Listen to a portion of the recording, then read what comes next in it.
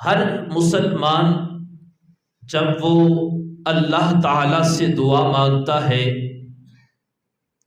وہ جب نماز پڑھتا ہے اور نماز میں کھڑے ہو کر اللہ تعالی سے دعا مانگتے ہوئے اس بات کا عہد کرتا ہے، ایاک نعبد و ایاک نستعین، اے اللہ ہم تیری ہی عبادت کرتے ہیں اور تجھ ہی سے مدد مانگتے ہیں۔ اب اس کا مطلب یہ کہ یا اللہ عبادت بھی تیری کرتے ہیں اور مدد بھی تجھ ہی سے مانگتے ہیں، کہ انسان اس بات کا عہد کر رہا ہوتا ہے اللہ تعالیٰ کی بارگاہ میں کھڑے ہو کر کہ اے میرے رب، میرا خالق بھی تو ہے، میرا مالک بھی تو ہے، اور اے اللہ میرا معبود بھی تو ہے، میں تیرا بندہ ہوں اور میں صرف تیری عبادت کرتا ہوں، اور تیری عبادت کر کے میں تجھ سے مدد مانگتا ہوں۔ ایک ہے اس آیت کو صرف پڑھ لینا اور ایک ہے اس آیت کو سمجھ لینا۔ صرف پڑھنا بڑی بات نہیں، بلکہ اس کو سمجھنا چاہیے کہ آیت کہتی کیا ہے، آیت کا معنی کیا ہے۔ بعض لوگ تو آیت پڑھتے ہی ایاک نعبد و ایاک نستعین اور اس کے بعد پھر بے حیائی، برائی، فحاشی کو دعوت دے کر اس کو پھیلانے کی کوشش کرتے ہیں۔ حالانکہ ایاک نعبد و ایاک نستعین بندہ عہد کر رہا ہوتا ہے، اللہ تعالیٰ کی بارگاہ میں کھڑے ہو کر اعلان کر رہا ہوتا ہے اور اپنے رب سے وعدہ کر رہا ہوتا ہے، اے میرے مالک، میرا رب صرف تو ہے، میرا معبود صرف تو ہے، عبادت کے لائق صرف تیری ذات ہے، اور تیرے علاوہ نہ کہیں پہ جھکتا ہوں، نہ کسی کو سجدہ کرتا ہوں، نہ کسی کو میں اپنا معبود تسلیم کرتا ہوں، اور نہ ہی تیرے علاوہ کسی کی عبادت کرتا ہوں۔ اگر عبادت کے لائق کوئی ذات ہے تو اے میرے رب وہ فقط تیری ذات ہے، اور میں تیری بارگاہ میں کھڑے ہو کر تجھ سے یہ عہد کر رہا ہوں۔ اس کے بعد ہے وَإِيَّاكَ نَسْتَعِينُ، اے اللہ جس طرح عبادت تیری کرنے آیا ہوں، نماز تیری رضا کے لیے پڑھ رہا ہوں، راضی تجھے کر رہا ہوں، اپنا خالق مالک راضی کے کل تجھے مان رہا ہوں، اسی طرح اے میرے مالک میں اپنا مددگار بھی تجھے ہی تسلیم کر رہا ہوں۔ میرے نفع میں، میرے نقصان میں، میری عزت میں، میری زندگی میں، میرے رزق میں، میری عمر میں، میری اولاد میں، میرے مال میں، میری زندگی کے تمام اسباب میں اے اللہ تو مالک بھی ہے، تو خالق بھی ہے، تو رازق بھی ہے، تو ناصر بھی ہے، تو مددگار بھی ہے۔ اے اللہ عبادت بھی تیری، مدد بھی تجھ سے مانگتا ہوں۔ جب بندہ زبان سے یہ الفاظ ادا کرتا ہے گویا وہ اپنے ایمان کو پختہ کر رہا ہوتا ہے، اور ایمان یقین اسی چیز کا نام ہے کہ اللہ کی ذات پر، اللہ کی توحید پر بندے کو مکمل یقین ہو، اور اللہ کی ذات پر بندے کو مکمل توکل ہو کہ میرا رب ہر معاملے میں میری مدد فرمانے والا ہے۔ اس کے بعد اگلا ہے ایاک نعبد و ایاک نستعین اہدنا الصراط المستقیم۔ اہدنا الصراط المستقیم جب بندہ پڑھتا ہے تو کاش کے بندے کے ذہن میں اس کا مطلب بھی ہو، اس کا مفہوم بھی ہو کہ صرف یہ رسمی الفاظ نہیں ہے، بلکہ یہ ایک دعا ہے، یہ ایک التجا ہے جو بندہ اپنے رب سے کر رہا ہوتا ہے۔ اہدنا الصراط المستقیم، اے اللہ تو ہمیں سیدھے راستے پر چلا۔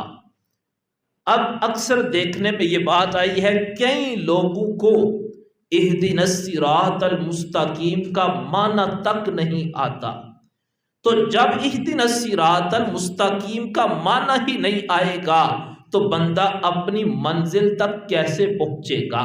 اس کو منزل کی سمجھ نہیں ہوگی، منزل کا پتہ نہیں ہوگا تو وہ منزل تک پہنچے گا کیسے؟ منزل تک پہنچنے کے لیے منزل کا پتہ ہونا یہ ضروری ہے۔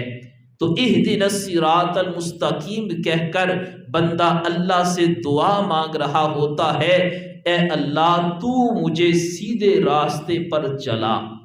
بعض کہتے ہیں اس کا معنی ہے اے اللہ تو مجھے سیدھا راستہ دکھا، اہدنا، اللہ ہمیں سیدھا راستہ دکھا۔ تو علماء فرماتے ہیں اللہ نے سیدھا راستہ دکھایا تو اس نے تجھے اپنی بارگاہ میں بلایا، اب تو اللہ کی بارگاہ میں آیا تو آ کر یہ دعا کر اے اللہ تو نے توفیق عطا فرمائی، تیری توفیق سے تیری بارگاہ میں آیا ہوں، الہی اہدنا الصراط المستقیم، تو ہمیں سیدھے راستے پر چلا۔ اے اللہ جس طرح تو نے توفیق دی ہے میں آیا ہوں، اسی طرح تو توفیق عطا فرما، بار بار آتا رہوں، تیری بارگاہ میں سر جھکاتا رہوں، تجھ سے دعا مانگتا رہوں۔ الہی میں بار بار جب تیری بارگاہ میں آؤں گا سر کو جھکاؤں گا، تجھے راضی کرنے کی کوشش کروں گا، میرے مالک پھر تو میرے ساتھ راضی ہو جائے گا۔ اب یہ جو دعا ہم مانگتے ہیں نماز میں کہ اے اللہ ہمیں سیدھے راستے پر چلا، پھر اس کے بعد ہے صراط الذین انعمت علیہم، یہ جو دعا مانگی جاتی ہے الہی سیدھے راستے پر چلا، اس دعا میں مقصد کیا ہوتا ہے؟ سیدھا راستہ کون سا ہے؟ اس دور میں ہر بندہ کہتا ہے یہ سیدھا راستہ ہے، تیسرے کہتے ہیں یہ سیدھا راستہ ہے، تو میں نے کہا آؤ اللہ کے قرآن سے پوچھتے ہیں، نبی علیہ السلام کے فرمان سے پوچھتے ہیں۔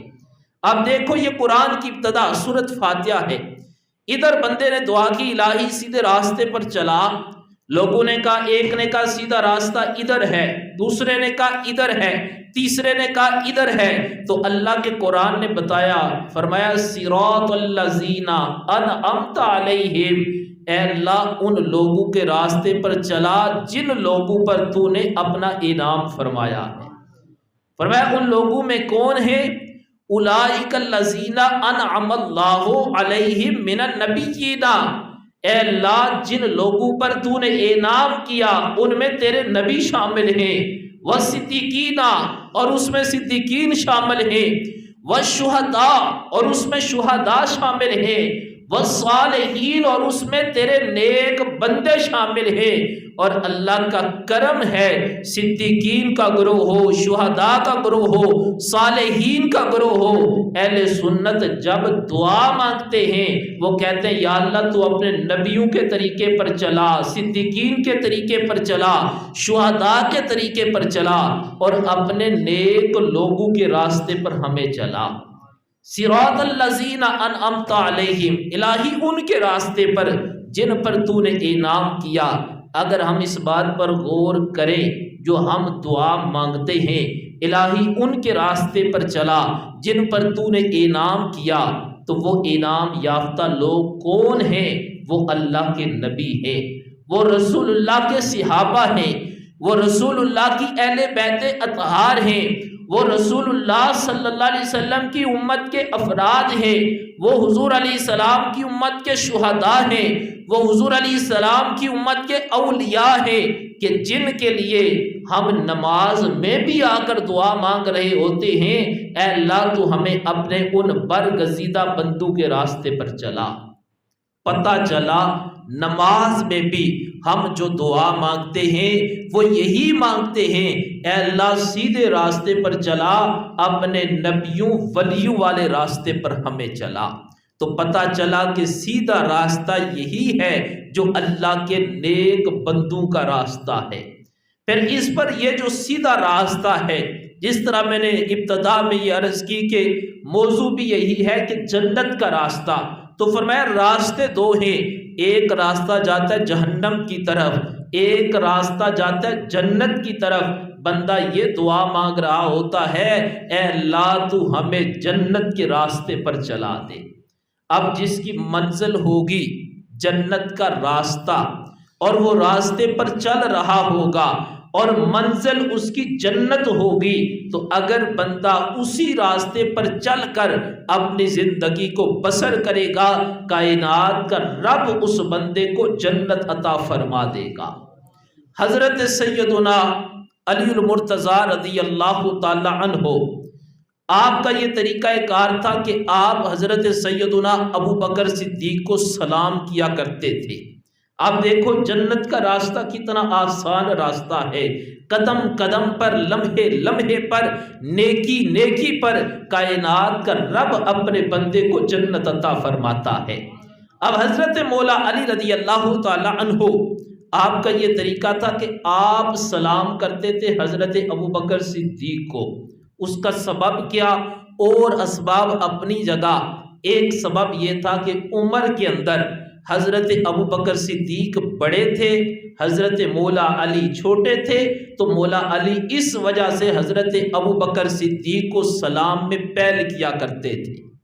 اب ایک دن زندگی میں ایسا آیا، آپس میں آمنا سامنا ہوا، حضرت سیدنا مولا علی رضی اللہ تعالی عنہ نے حضرت ابوبکر صدیق کو سلام نہیں کیا۔ حضرت ابوبکر صدیق کو جب سلام نہیں کیا تو جناب ابوبکر صدیق نے یہ نہیں کہا اگر انہوں نے سلام نہیں کیا تو میں بھی سلام نہ کروں۔ جناب ابوبکر صدیق نے خود مولا علی کو سلام کر دیا۔ پتہ چلا چھوٹوں کا کام ہے بڑوں کو سلام کرنا، اور اگر چھوٹے سلام نہ کریں تو بڑے سلام میں پہل کر لیں، کیونکہ جو پہل کرے گا کائنات کا رب اس کو ثواب بھی زیادہ عطا فرمائے گا۔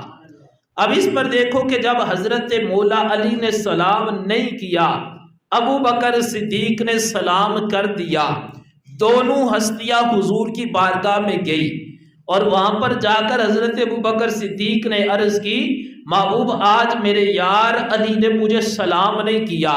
حضور علیہ السلام نے فرمایا علی کیا وجہ ہے آج سلام میں پہل نہیں کی؟ حضرت مولا علی نے خواب سنایا، محبوب میں نے رات کو خواب دیکھا ہے، اور خواب میں نے یہ سنا ہے جو سلام میں پہل کرے گا وہ جنت میں پہلے داخل ہو جائے گا۔ محبوب میں نے جب یہ سنا تو میں نے احسار کیا ہے، محبوب یہ بتائیں کیا میں جو بتا رہا ہوں یہ درست ہے؟ اللہ کے رسول علیہ السلام نے اس کی تصدیق فرمائی، فرمایا علی جو آپ کہہ رہے ہو، جو آپ نے دیکھا ہے، جو سلام میں پہل کرتا ہے وہ جنت میں پہلے داخل ہوگا۔ تو مولا علی کہتے ہیں محبوب اس وجہ سے میں نے سلام نہیں کیا، ابو بکر عمر میں بڑے ہیں، مرتبے میں بڑے ہیں، تو میں نے اس وجہ سے سلام نہیں کیا۔ وہ سلام میں پہل کریں، تاکہ وہ پہل کریں گے تو وہ جنت میں بھی پہلے داخل ہوں گے۔ یعنی ایک تو ان کی محبت کا انداز دیکھو کتنا پیار ہے، دوسرا مولا علی کا نظریہ دیکھو کہ کتنا اعلیٰ نظریہ ہے، تیسرا مولا علی کا احسار دیکھو کہ کتنا بڑا جذبہ ہے، اور کتنا بڑا امت کو سبق دیا، کہا میں تو اتنا پیار کرتا ہوں، اتنا یقین رکھتا ہوں، اتنی عزت دیتا ہوں، میں کہتا ہوں جنت میں بھی پہلے جائیں تو پہلے ابو بکر صدیق ہی جنت میں داخل ہو جائے۔ اس سے ایک یہ پتہ چلا ان کے پیار کا، دوسرا اس بات کا پتہ چلا کہ جنت کا راستہ مشکل نہیں ہے، جنت کا راستہ بڑا آسان ہے، ضرورت اس امر کی ہے کہ ہم اس راستے پر سفر کریں، اس راستے پر چلنے کی کوشش کریں۔ بندہ چلتا جاتا ہے، ایک نہ ایک دن منزل پر پہنچ ہی جاتا ہے۔ اگر زندگی میں یہی منزل ہو، ہم نے جنت میں جانا ہے، تو کائنات کا رب بندے کے لیے جنت کا راستہ آسان بنا دیتا ہے۔ حضرت امام شافعی رحمۃ اللہ علیہ کے حوالے سے، امام شافعی رحمۃ اللہ علیہ گئے حج کرنے کے لیے، اور آپ نے وہاں پر دیکھا کہ ایک جوان آپ کے علاقے کا، آپ کے ساتھ اٹھنے بیٹھنے والا، وہ بھی وہاں پر حج کرنے پہنچ گیا۔ کہتے ہیں وہاں پر جب امام شافعی رحمۃ اللہ علیہ چل رہے تھے تو آپ نے اس جوان کے ساتھ باتیں کرنے کی کوشش کی۔ کہتے ہیں وہ جوان آگے سے کہنے لگا امام صاحب یہاں پر باتیں نہیں میں نے کرنی، موقع کبھی کبھار ملتا ہے، اللہ نے اپنے گھر میں بلایا ہے، آؤ باتوں کی بجائے ہم زیادہ سے زیادہ اللہ کا ذکر کرنے میں مصروف ہو جائے۔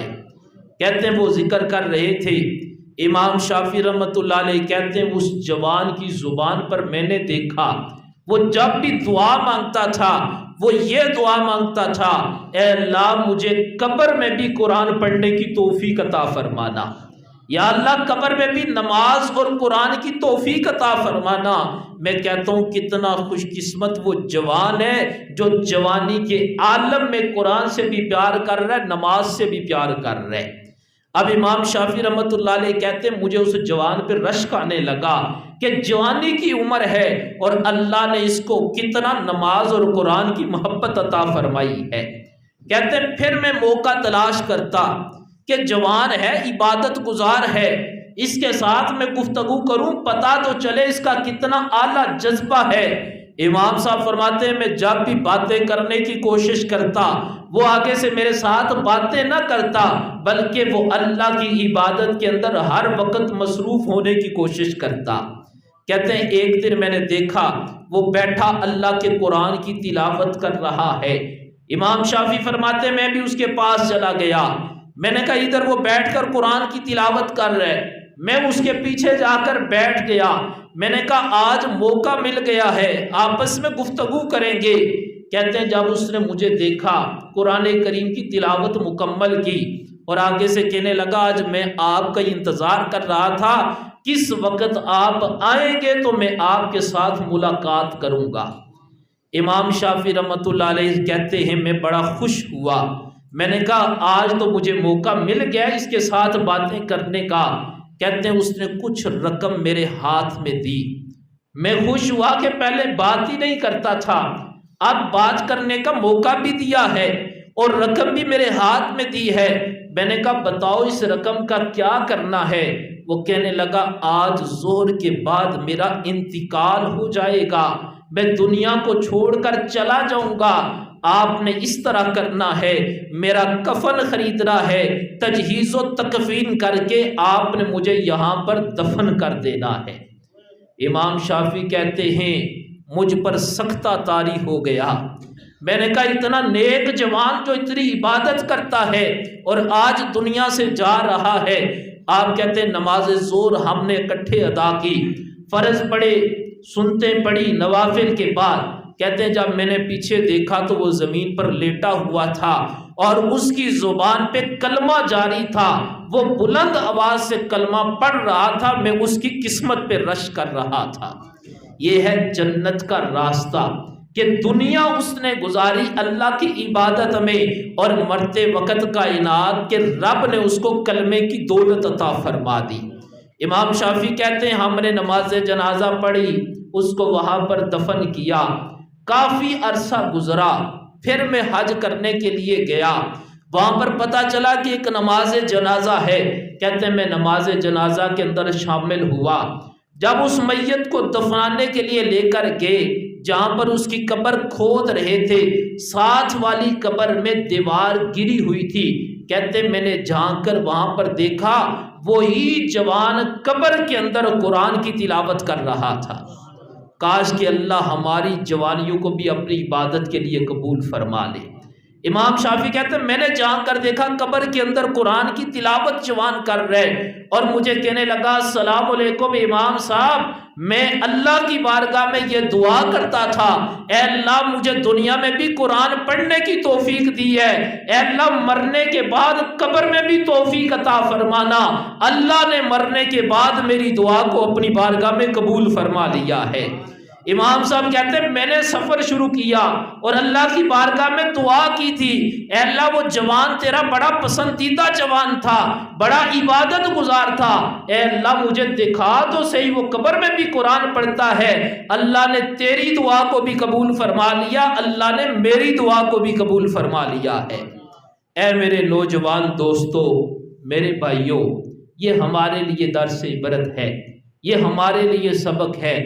میں اکثر یہ بات سوچتا ہوتا ہوں اور اکثر چونکہ جوان حضرات بیٹھے ہیں، میں اکثر یہ بات آخری بات کر کے بات کو ختم کر رہا ہوں کہ اس دور کے اندر جس جوان کو اللہ تعالیٰ یہ توفیق عطا فرما دے کہ وہ فجر کی نماز جماعت کے ساتھ پڑھتا ہو تو سمجھ لو کہ وہ بڑا خوش قسمت فرد ہے، کیونکہ آپ بھی مسجدوں میں آتے رہتے ہیں، فجر و عشاء کے وقت دیکھتے رہتے ہیں جو ہماری مسجدوں کی صورتحال ہے۔